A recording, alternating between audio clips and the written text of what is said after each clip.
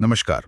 आज हम बात कर रहे हैं भारत के एक बहुत बड़े लक्ष्य की 2070 तक नेट जीरो उत्सर्जन। और इसमें इलेक्ट्रिक गाड़ियों यानी ईवीज का क्या रोल है, इस पर हम गहराई से चर्चा करेंगे। हमारे पास कुछ रिपोर्ट्स हैं, कुछ लेख हैं जिनसे हम समझने की कोशिश करेंगे कि भाई भारत कहाँ तक पहुंचा है, क्या हो रहा है और आगे रास्ता कैसा है। बिल्कुल, तो शुरू करते हैं। सबसे पहले ये जानना जरूरी है शायद कि भारत का जो ट्रांसपोर्ट सेक्टर है वो कार्बन उत्सर्जन का एक बड़ा सोर्स है। कितना होगा अंदाजन? हाँ, आंकड़े बताते हैं, जैसे आईईए का 2020 का डेटा है कि ये करीब 13% है। मतलब कुल उत्सर्जन का 13% ट्रांसपोर्ट से आता है। 13%? ये तो काफी ज्यादा है। तो यहाँ पर ईवीज कैसे मदद कर सकती हैं? देखिए, ईवीज की सबसे सीधी बात है कि उनसे टेलपाइप उत्सर्जन शून्य होता है। मतलब गाड़ी चलते समय कोई धुआं नहीं निकलता। अच्छा। तो इससे शहरों में हवा की क्वालिटी वो सीधे सुधरती है और ग्रीन हाउस गैस भी कम होती है। एक अंदाजा है कि अगर हम सिर्फ 10 लाख पेट्रोल डीजल गाड़ियों को ईवी से बदल दें तो साल का करीब 15 लाख टन CO2 उत्सर्जन कम हो सकता है। 15 लाख टन सिर्फ 10 लाख गाड़ियों से? ये तो नेट जीरो लक्ष्य के लिए वाकई बहुत मायने रखता है। हाँ जी, बिल्कुल। ये एक बहुत महत्वपूर्ण कदम है उस दिशा में। और हमने देखा भी है कि पिछले कुछ सालों में ईवीज, खासकर टू व्हीलर्स को अपनाने की रफ्तार बहुत तेज हुई है। हाँ, बहुत तेजी से। एक रिपोर्ट में ब्लाइव के सीईओ हैं समर्थ खोलकर, उनका जिक्र था। हाँ मैंने भी पढ़ा। वो बता रहे थे कि वित्त वर्ष 21 में करीब 45,000 इलेक्ट्रिक दोपहिया बिके थे। और वित्त वर्ष 24 तक यह आंकड़ा आप सोचिए 9.5 लाख पहुंच गया है। 9.5 लाख, ये तो मतलब हर साल बिक्री लगभग 3.25 गुना बढ़ी है ना। 176% से ज्यादा की ग्रोथ। बिल्कुल, ये जबरदस्त उछाल है। और इसके पीछे मानना पड़ेगा सरकारी नीतियों का बड़ा हाथ रहा है। जैसे कि फेम स्कीम। हाँ, पहले फेम स्कीम थी जिसने खरीदने वालों और बनाने वालों दोनों को इंसेंटिव दिए, सब्सिडी दी। अच्छा। और अब एक नई योजना आई है, PM ई ड्राइव।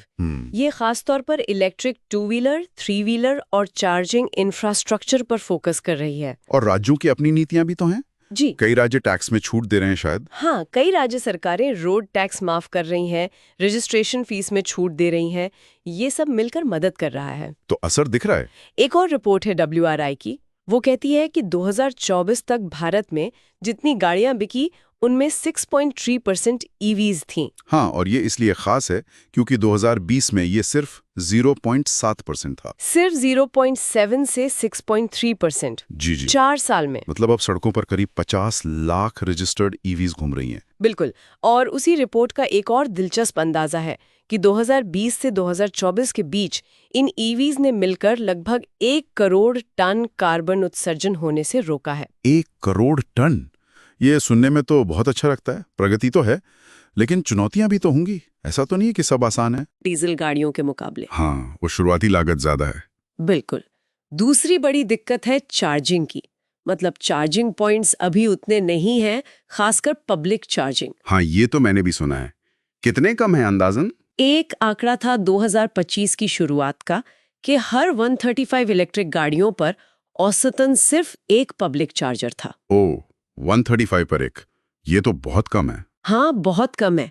फिर बैटरी बनाने का और खासकर पुरानी बैटरी का क्या करें, उसके निपटान का, उसका भी एक पर्यावरणीय पहलू है, उस पर भी ध्यान देना होगा। और एक और बात जो मेरे मन में आती है कि इन ईवीज को चार्ज करने के लिए जो बिजली लग रही है, हाँ, वो बिजली कहाँ से आ रही है? क्या वो कोयले से बन रही है? अगर हाँ, तो फिर हम असल में उत्सर्जन घटा कहाँ रहे हैं? बिल्कुल सही सवाल है। ये एक बहुत बड़ी चुनौती है। अभी भी हमारे ग्रिड में बिजली का बड़ा हिस्सा कोयले से आता है। तो ईवीज का पूरा फायदा तभी मिलेगा जब उनको चार्ज करने वाली बिजली भी साफ हो, मतलब रिन्यूएबल स्रोतों से आए। तो मतलब हमें रिन्यूएबल एनर्जी प्रोडक्शन भी बहुत तेजी से बढ़ाना होगा। निश्चित रूप से दोनों साथ साथ चलना चाहिए। अच्छा, अगर हम भविष्य की तरफ देखें, कुछ अनुमान हैं कि आगे क्या हो सकता है? हाँ, एक रिपोर्ट में एक नेशनल ईवी टारगेट सिनेरियो है। उसके हिसाब से अगर सब ठीक रहा तो 2032 तक भारत की सड़कों पर 12.3 करोड़ ईवीज हो सकती हैं। 12 करोड़ से ज्यादा 2032 तक? ये तो बहुत ही बड़ा नंबर है। हाँ, बहुत बड़ा।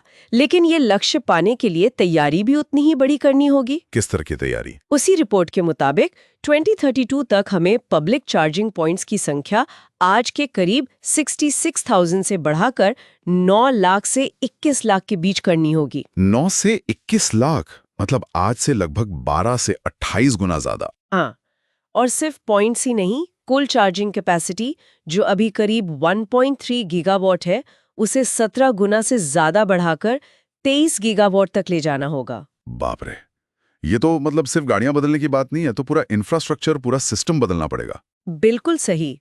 ये सिर्फ गाड़ियां बदलना नहीं है, ये एक पूरा इकोसिस्टम बनाने की बात है। इसमें देश में ही बैटरी बनाना होगा, पुरानी बैटरी को रिसाइकिल करने का सिस्टम बनाना होगा, शहरों की प्लानिंग में चार्जिंग को शामिल करना होगा। सरकार तो कह रही है कि वो 2070 के नेट जीरो लक्ष्य के लिए प्रतिबद्ध है और ईवीज इसका एक अहम हिस्सा है। लेकिन ये रास्ता लंबा है, चुनौतियां हैं और लगातार कोशिश करनी पड़ेगी।